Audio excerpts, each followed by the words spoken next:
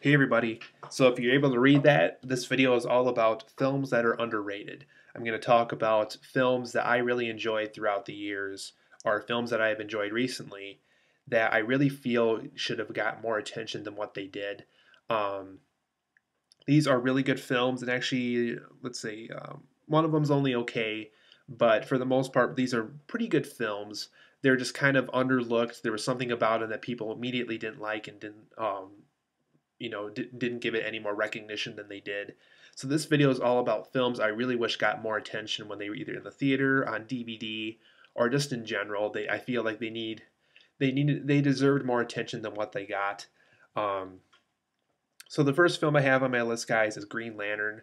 I know a lot of people hated this film. They thought it was a bad superhero film. They thought it was too cliche. They thought, that Ryan Reynolds was horrible in it. And, I'm going to defend the film and say, you know what? Martin Campbell handled that film very well. I like how he introduced us to things we're not used to seeing in a superhero film, while also being able to give us something that we're also familiar with and almost poke fun at itself, saying, hey, a lot of superhero films do that.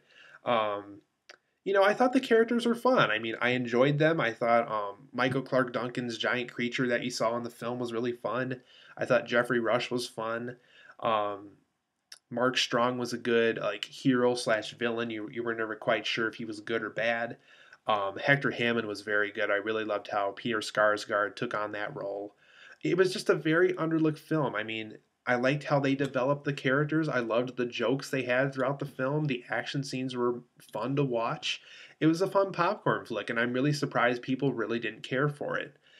So Green Lantern, guys, really give it a second view. I mean, it really deserves more attention than what it got. I really enjoyed that film quite a bit. And if a sequel happens, I will be one of those people in the theater because I thought Green Lantern was a very good film. And also, if you stayed after the credits, you'll also know why it'd be kind of cool to have a sequel for it. The next film, guys, is Book of Eli. This film was, I would say, pretty positive for the most part among people like me who are just big movie people and everything.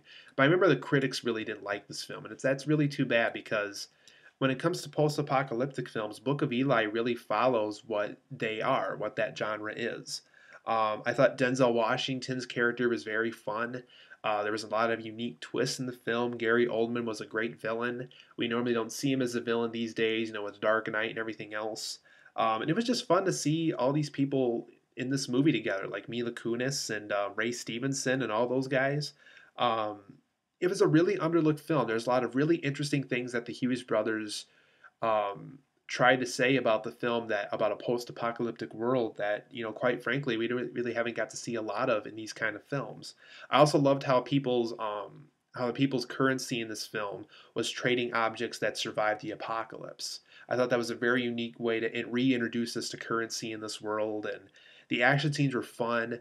In fact, one of Bruce Lee's students back when he was alive, one of the students he had was one of the fighting choreographers in the film. So that was another unique thing I went into the film knowing about. It was just a really fun film with a lot of unique ideas, and it's really too bad it wasn't as big as it was because I really think that it was a unique way to start the whole 2010 year. I think that's when it came out at least. It was just a really fun Denzel Washington film. I would even go so far as to say as it was probably one of his better films too. Another film that it actually does have a sequel coming out soon, but in the same way, based on what I'm hearing from people, I almost wish that it had got more positive reactions than it did, and that's The Expendables by Sylvester Stallone. It's really cool. I mean, I like how he got all these action stars together. It was just I loved all the hokey action hero names like Lee Christmas and Yin Yang and like all that stuff, and Gunner, who was Dolph Lundgren, and I liked how it had the whole formula of the every action league has the leader, every action league has the goofy guy, every action league has the tough guy. It just followed the whole. Like every action hero, and one of the action heroes always has the best gun and everything, the best weapon. It was just a really fun approach of like old '80s action leagues. So it's really too bad it didn't get more attention than it did, and I hope the upcoming sequel is great too. The next film, it got a lot of negative reactions, both from the fans and the critics, and that's Rocky Five. Um, I will say the ending of Rocky Five was pretty bad.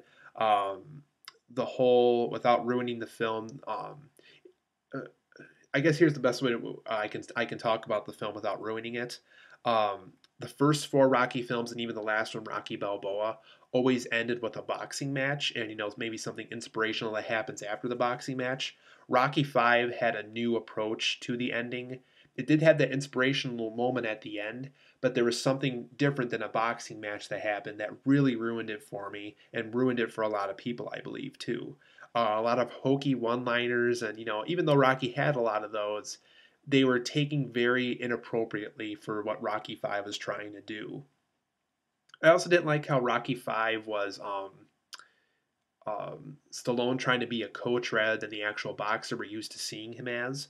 But the reason why I have it on this list and the reason why I consider it underrated is I wouldn't go so far as to say it was a bad film. It just ended poorly and it was handled poorly throughout certain moments in the film. Another thing that was kind of inappropriate about it is he just got back from Russia, and why is his kid in high school? And it's just kind of making us feel stupid as the audience. I mean, we know that his kid was young in Rocky Four, and how could he miraculously be in high school just from a trip to Russia? I mean, did it take Rocky 5 or 6 years or 10 years to get back to the U.S.? I mean, come on. So Rocky Five is on here. I love the series. I just really wish that. I guess the reason why it's on here, for the most part, is I really love the speech that Mickey.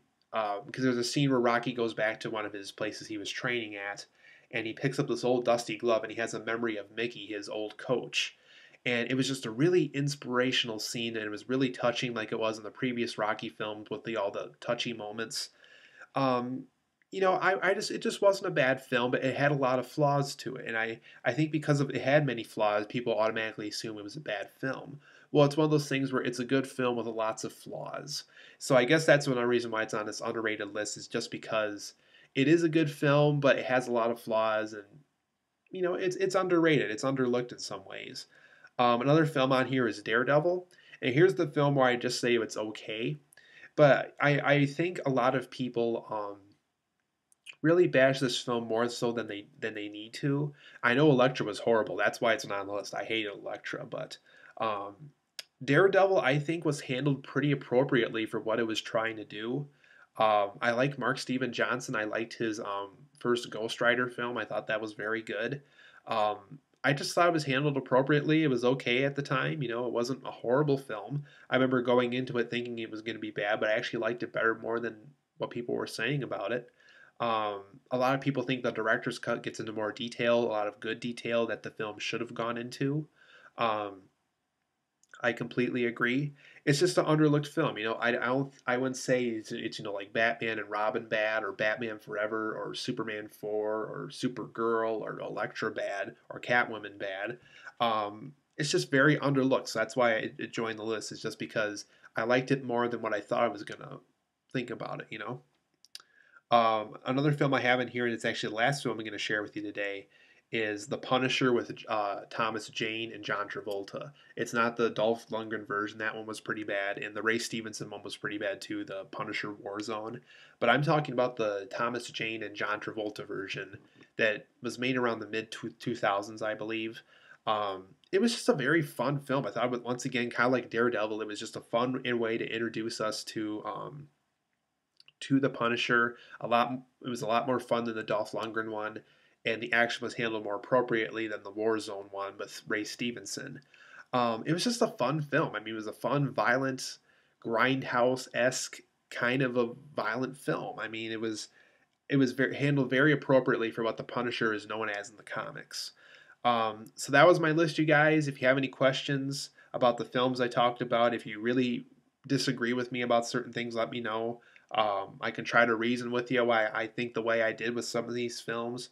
But really, Green Lantern was a good film. I really don't understand why people bash it as much as they do. And same with The Expendables, Book of Eli, and all the other ones I shared with you today. So that was my underrated films list, you guys. I hope you kind of, the next time you watch these films, kind of look into these films with those kind of eyes and say, you know what, Tom was right. I mean, this film is pretty good with that aspect and everything else. I might make another one of these videos where I talk about underrated films, but for now, I really wanted to give my voice on the films I just was talking about.